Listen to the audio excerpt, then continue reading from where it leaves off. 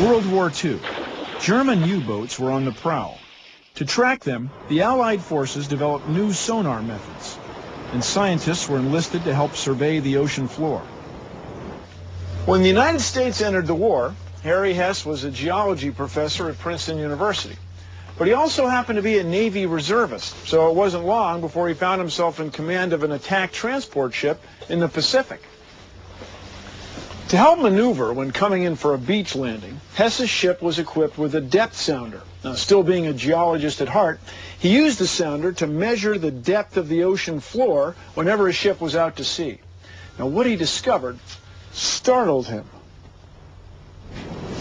Until the Second World War, most scientists imagined the bottom of the ocean looked like this. Flat, lined with nothing but sediment.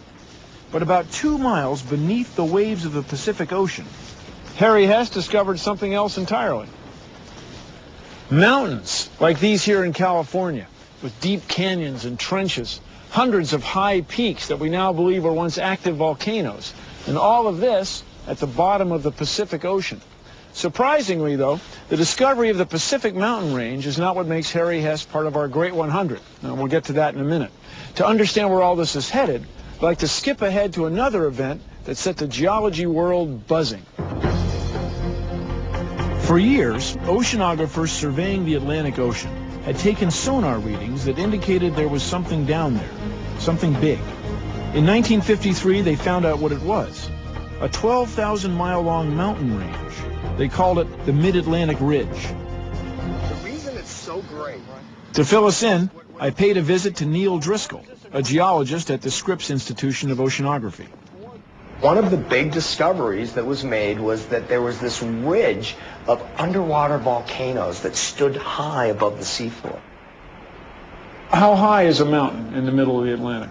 The average seafloor depths are on the order of about 4,000 to 5,000 meters. The mid-ocean ridge sits up at about 2,500 meters. So they sit about 2.5 kilometers on average higher than the surrounding seafloor that's shown here in the deep blue color. So that's over a mile high. Yes. And that's where Harry Hess comes back into the story. Analyzing core samples and sonar readings from around the Mid-Atlantic Ridge, Hess made an astonishing discovery, a phenomenon almost beyond comprehension. The age of the Atlantic Ocean floor, he determined, was progressively older the further it moved away from the ridge. Harry Hess had discovered that the seafloor was spreading. He concluded that molten rock was being forced up from inside the Earth at the ridge, where it then formed into new crust on the ocean floor. Gradually, it was pushed away on either side as more molten rock continued pushing up from behind it. Hess called his great discovery seafloor spreading. Harry Hess was in a position that he could bring it all together. Things were spreading apart and new Earth was being generated. But if you did this for long enough, the Earth should grow. And it doesn't. The Earth doesn't get any bigger. No. Harry appreciated the fact that if new Earth was being generated in one area, they have to be consumed or recycled in another area. The process that recycles the crust of the spreading ocean floor back inside the Earth is called subduction. But as our next great discovery revealed, it's all part of a much larger process, perhaps the most powerful force on the face of the Earth. That the earthquakes... Hess's discovery that the seafloor was spreading rescued Alfred Wegener's idea of Pangaea from obscurity. Now there was a geological mechanism to explain continental drift. That's simple. Once you hear it, it sounds great. It does sound great.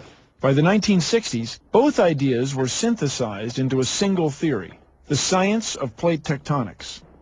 A great discovery that revealed just how complex and dynamic our planet is. Several groups of scientists had concluded that not only is the Earth's crust moving, but the surface of the planet is broken into large, interconnected plates. These plates are constantly in motion, floating on a layer of molten rock in the Earth's mantle. It seems fantastic. I mean, it seems just too crazy. How could the whole world be sliding around? I can see where people were skeptical. That's right. That's right.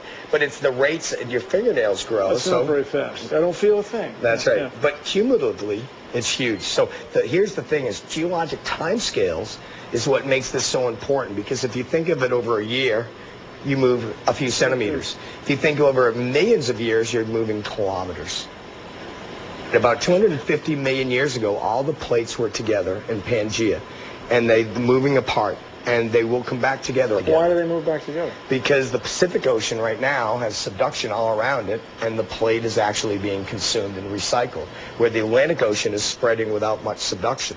So the Atlantic Ocean is going to grow, the Pacific Ocean is going to close, and then we'll start getting closer to Asia and closing up the Pacific Ocean.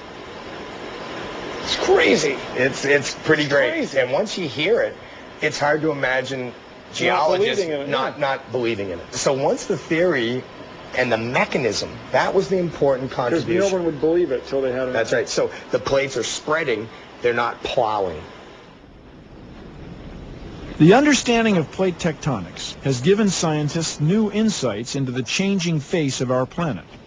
A dynamic example of some of those changes can be seen here on the California coastline, where two of the Earth's largest plates, the Pacific and the North American, collide. There's a number of results, but one, we get volcanoes where the plates are subducted back into the Earth. These volcanoes happen because the plate that gets subducted releases water, and this water lowers the melting temperature of the overriding plate and makes it easier, and we get volcanism. So that's where you get Mount Whitney, Mount Shasta. Things like this, absolutely. The Andes are a perfect example of these type of volcanoes. Other places you get the mid-ocean ridges.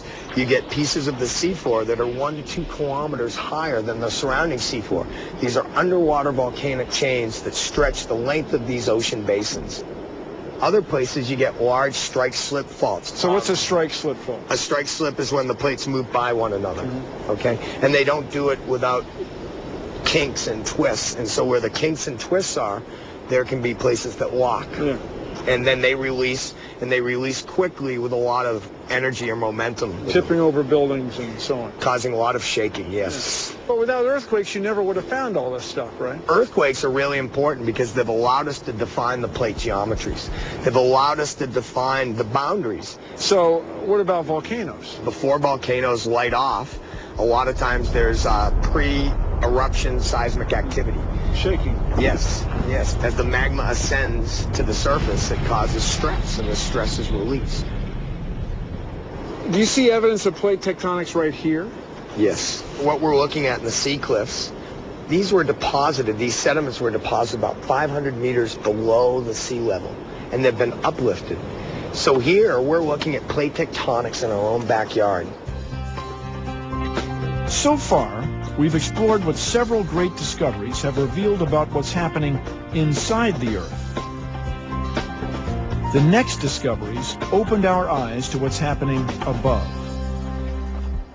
With so much technology at our fingertips, it seems like predicting the weather should be more of an exact science. But global weather patterns are so complex, so volatile, it's impossible to accurately forecast conditions more than about 2 weeks in advance.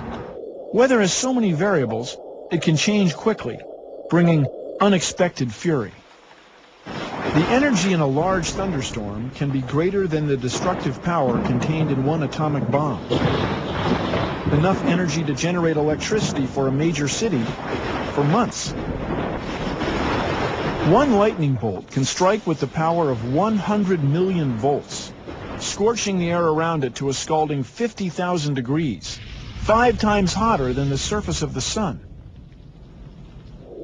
But as late as the 1890s, surprisingly little was known about the sky above, let alone how to predict the weather, until our next great discovery.